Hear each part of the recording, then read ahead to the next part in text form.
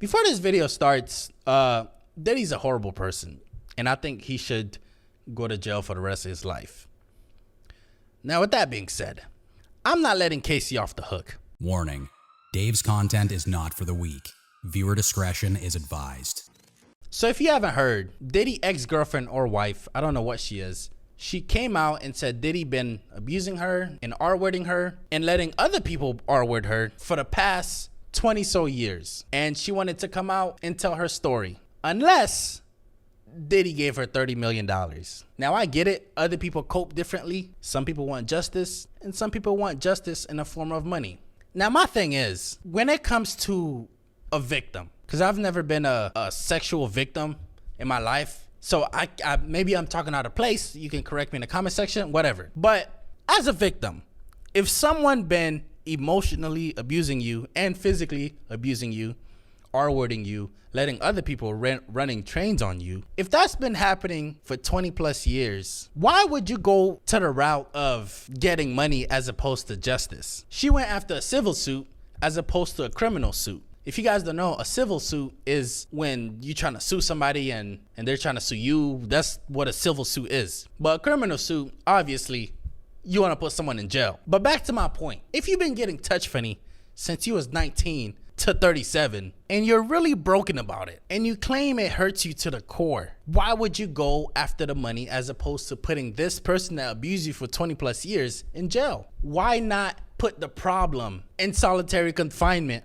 where they can't hurt other people? Because to me, the way I look at it, again, I might be speaking out of term, but the way I look at it is you prioritize getting paid as opposed to dealing with the problem at hand. Now, at the time of me recording this video, she already settled. Some say it's $30+ million. Now, it's a lot of money, don't get me wrong. But to me, I look at it like that's how much the trauma he brought you cost. To me, it feels like if Diddy came to her and said, hey, I want you to stay 20+ years with me, and I'll give you another $30 million since that's what your trauma's worth. Spend 20 more years with me, and I'll do the same thing again for another $30 million. I'm rich. I'm a billionaire. I got the money. It's weird to me. You had the option to put this man in prison for the rest of his life, but you chose the money. Now, I get it. Most of you guys are going to be coming for my neck, but like you read the title, this is unpopular opinion. And I think if you really got abused, if you really got drugged up and touch funny by a whole bunch of people, you would prioritize justice as opposed to you getting the bag. Again, I get it. $30+ million is a lot, but at the same time, what that tells me is $30 million is what it costs to do all those things to you. So if another billionaire comes and offer you $30 million, you'll do the same thing. That's my take on it. Let's get to my next unpopular opinion. My next unpopular opinion is that album Andre 3000 dropped, that shit was trash. Now I get it. We're not supposed to judge it like that. It was supposed to be a healing album where it makes you feel positive. Yeah, I get it. I get it. But it was trash. In all fairness, I didn't know what I was expecting. He said it was a flute album, but I just thought it would be a little bit more hip. I didn't think it was actually going to be just a flute. No rhythm. I felt like it was just some hippie playing a flute in my ear, and I got bored. Now, the part that irritated me the most about this is that a lot of people was trying to justify how good the album is. They were saying, oh, Andre 3000 made sure the levels were at 432 hertz, where it creates healing and positive energy. It makes you feel good. That's why he, like, shut the fuck up. Shut up.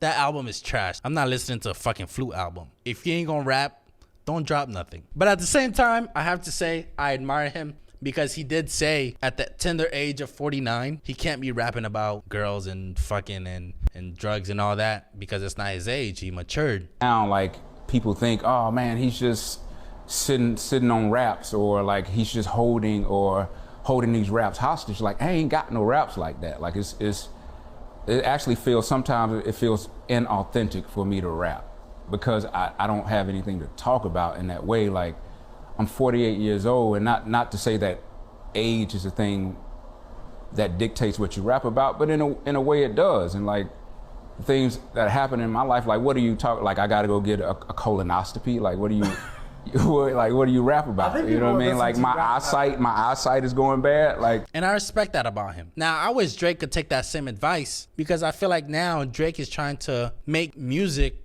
for kids as opposed to making music for his core audience that like the shit he usually drops. Now he's making music for TikTok. He's making music for this new generation where the beat is weird and fucking druggy vibe. Like, I don't get it. Drake, take advice from Andre 3000. Now, I don't want you to come out with a flute album or a trumpet album, but make music that's around your age range. We like you for you, and that's not gonna change. My next unpopular opinion is, I don't understand the word Kodak Black be saying. Now, I would like to support Kodak because he's Haitian. I'm Haitian. He was raised in Broward County.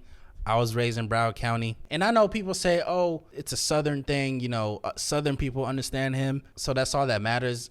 And I get it. Like tired, like they dead, and they dead like flies. Flies like flies everywhere. Cause they dead. What? Like tired, like they dead, and they dead like flies. Huh? Flies like flies everywhere.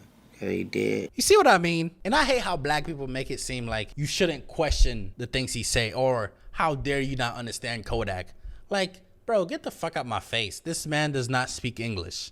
I'm convinced he does not speak English. I don't think I've ever listened to a Kodak song where I'm like, oh, that was a bar right there. Like, my brain can't comprehend anything Kodak says. But I want to support him because he's Haitian and we both grew up from the same town. I want to support him, but I just can't understand what he's saying. So Kodak, bro, you gotta take an English class because I want to support you.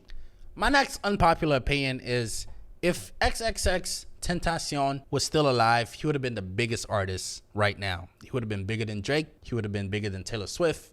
He would have been bigger than most of these popular artists we have now. Now, I know his music is demonic as hell. As a matter of fact, there's some songs that's so demonic that he be putting out that I can't even listen to. I don't want to get possessed, or I don't want bad demons in my house. I live alone.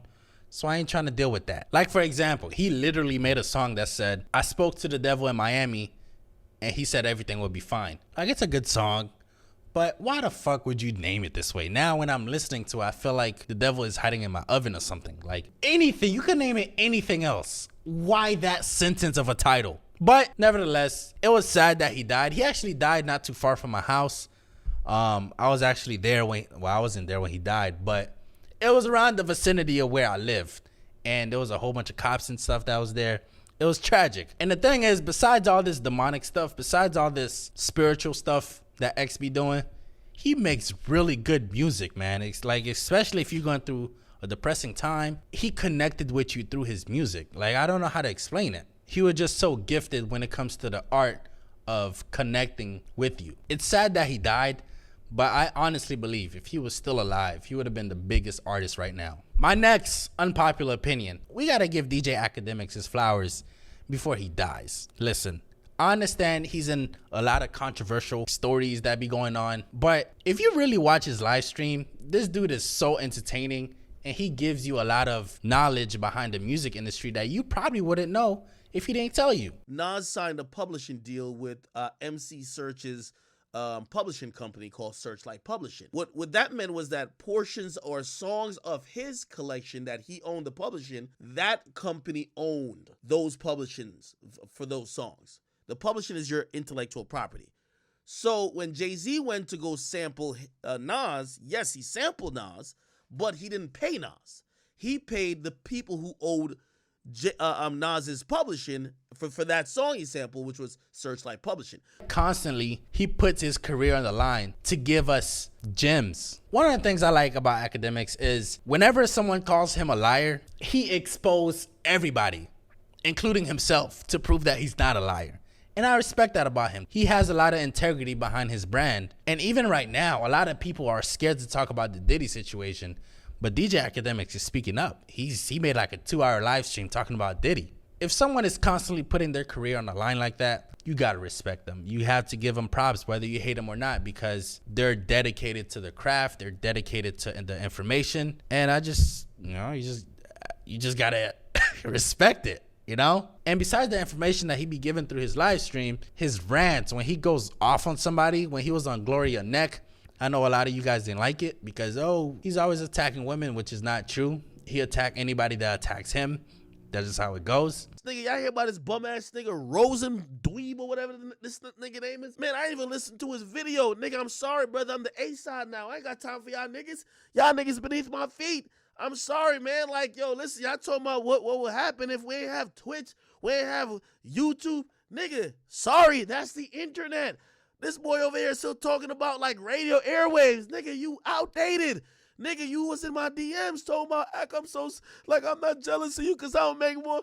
Nigga, you know why you don't make shit? Because nobody listened to the radio, you fucking dummy. You like the 5th nigga on a failing show. Fuck you talking about. Then I seen a headline, I don't even know if it's true. It was like, Act don't like black women. Boy, you white. Stay out of black people business. It's Black History Month. This ain't Rosenberg Month. Nigga, stay the fuck out of black people business. And I just overall find him entertaining. But yeah, I don't want to make this video too long. Thanks for watching, and I'm out. If you like that video, I'm trying to get to 10,000 subscribers. So like, share, and subscribe, and get me there. Thank you.